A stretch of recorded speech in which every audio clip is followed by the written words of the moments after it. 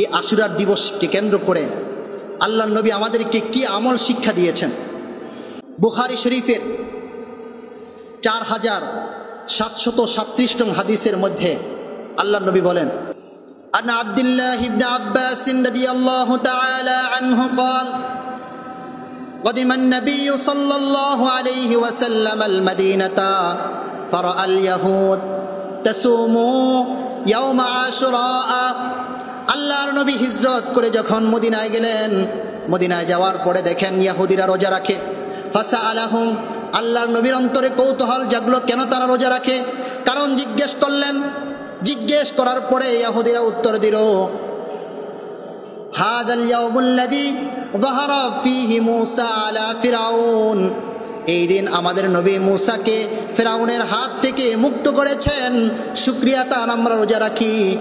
আল্লাহর নবী বললেন, নাহনু আউলা বিমূসা মিনহুম, আমরা তো হলাম আমাদের ভাই মূসা আলাইহিস সালাতু ওয়াস সালামের ব্যাপারে তাদের চাইতে বেশি হকদার।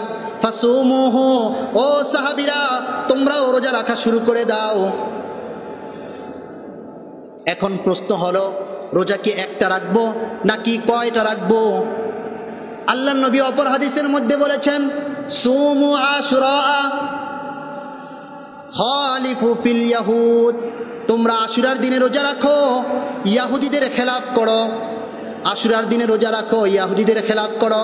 ইয়াহুদিরা রোজা রেখেছিল একটা 10ম তারিখে। সুমু আশুরা ক্বাবলাহু ইয়াওমান ওয়া বা'দাহু ইয়াওমান, তোমরা রোজা রাখবা 10ম তারিখে রোজা ঠিক থাকবে, 10-এর সাথে হয়তো 9কে মিলাইবা অথবা 10-এর সাথে 11কে মিলাইয়া তারপরে রোজা রাখবা। এই রোজা অনেক ফজিলতের কথা আল্লাহর নবী হাদিসের মধ্যে বলেছেন। হাদিসে পাকের মধ্যে আল্লাহর নবী বলেন, আফজালুস সিয়াম বা'দা রমাদান শাহরুল্লাহিল মুহাররম, যে রমজান মাসের পরে শ্রেষ্ঠ যদি রোজা থাকে সেটা হলো মুহররমের রোজা।